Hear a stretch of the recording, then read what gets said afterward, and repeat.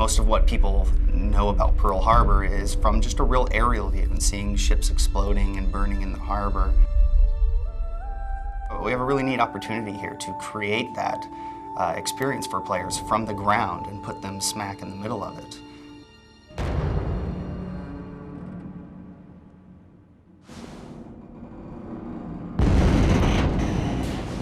What was that? What's going on? The player's going to be thrust into this event. He's going to walk out of the door of his battleship and just be amazed at everything that's happening. And we want him to feel like the world isn't centered around him. We want to feel like he's thrown into this crazy, horrific attack. And he's going to take a second to soak it all in. And then realize, wow, maybe I can help fight these guys off. I'm not going to win Pearl Harbor, but maybe I can do something to help our cause. Take his gun and give us fire support!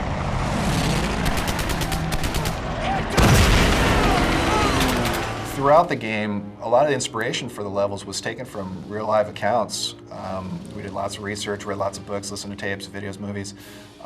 Reading about actual Medal of Honor recipients, what they did to receive these medals. They always say that reality is often more interesting than anything you can come up with, and I think that's very true in this case. Historically, the United States efforts were so different between the Pacific theater and the European theater. It was closer to two different wars than it was two different theaters. So we have a whole fresh palette of new environments and enemies that fought totally differently than our enemies in Europe did.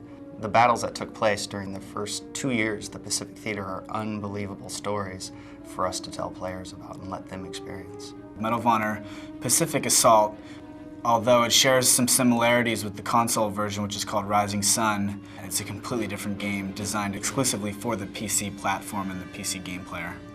In the previous Medal of Honor games, our enemies have been pretty straightforward. They would engage you, you'd see them, you'd fight, one of you would win. In Pacific Assault, we're trying to take it to a new level with both the enemies and the tactics they used, having them appear to be more human, having them make decisions based off how hurt they are. Are they going to turn and retreat and go look for help? Let him have it!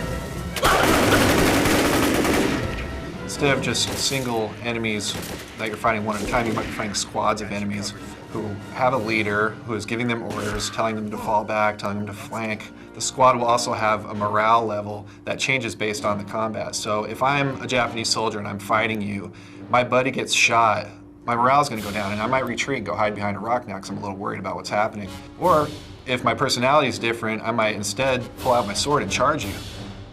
The technology is focused on recreating large, expansive environments. So we're talking about islands, we're talking about Pearl Harbor, we're talking about jungles, we're talking about things that haven't traditionally been modeled well in games. The new render in Pacific Assault will make the gameplay a lot more organic feeling. We'll be able to let the player roam around the world a little bit more freely to make it feel like not everything is planned, like they don't have to go from point A to point B to point C to complete the level. One thing we're really trying to do is create a tense environment, one where you're afraid that you're going to get shot and you really don't want to just go running up the middle of the road. Instead, you're going to be creeping from rock to tree to rock.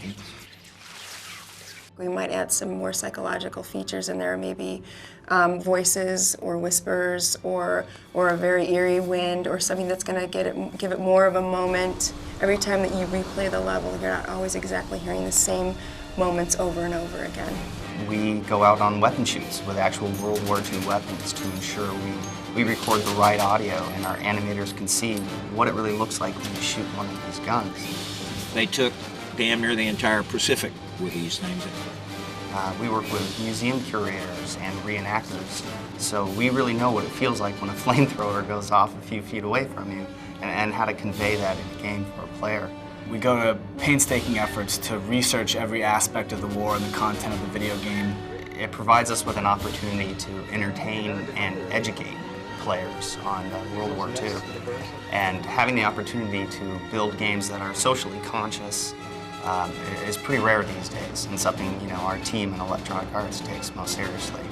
It is the most horrific and harrowing moments in our history.